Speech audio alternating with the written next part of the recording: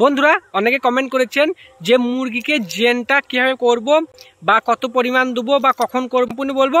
আপনারা অবশ্যই ভিডিওটি শেষ পর্যন্ত দেখবেন। চলুন ভিডিওটি শুরু করা যাক। মুরগিকে জেনটা আপনি করতে পারেন।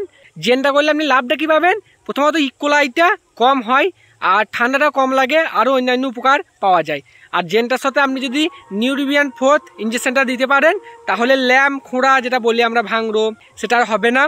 আর একটা জিনিস, ওর সাথে আপনি হাইব্রিড দিতে পারেন, তাহলে কি হয় ওজনটা একটু ভালো বৃদ্ধি হয়, কিন্তু ওটা গরমে দেওয়া যাবে না, ওটা ঠান্ডার সময় হাইব্রিডটা দিতে পারেন।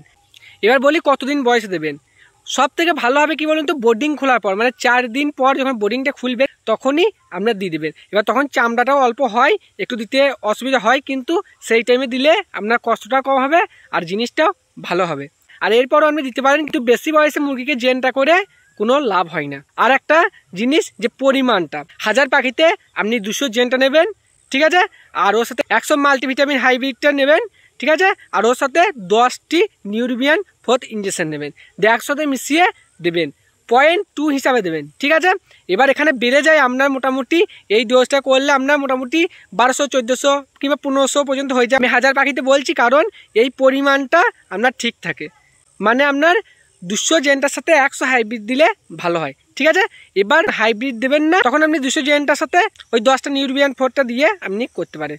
এটা সবসময় ঠান্ডার সময়ই জেনটা করবেন, মানে যখন আবহাওয়াটা ঠান্ডা থাকবে, রাতে করতে পারেন বা সকালের দিকে করতে পারেন, যাই হোক দুপুরের দিকে করবেন না। আর কিছু জানার থাকলে অবশ্যই কমেন্ট করবেন, আর আপনাদের মতামতটা জানাবেন, বা আপনারা কীভাবে জেনটা করেন বা কত পরিমাণ দেন ওটা আপনারা কমেন্ট করতে পারেন। এবার এক একজন এক এক রকম করে, অনেকে এর সাথে এনএস দিয়েও করে, আমরা এই ডোয়া জেনটা দিয়েই করি। এবার কেউ যদি এনএস দিয়ে করতে চান তাহলে ওর সাথে করতে পারেন, বা যারা যে জেনটা করেন কমেন্টে জানিয়ে যাবেন, তাহলে সবাই উপকৃত হবে।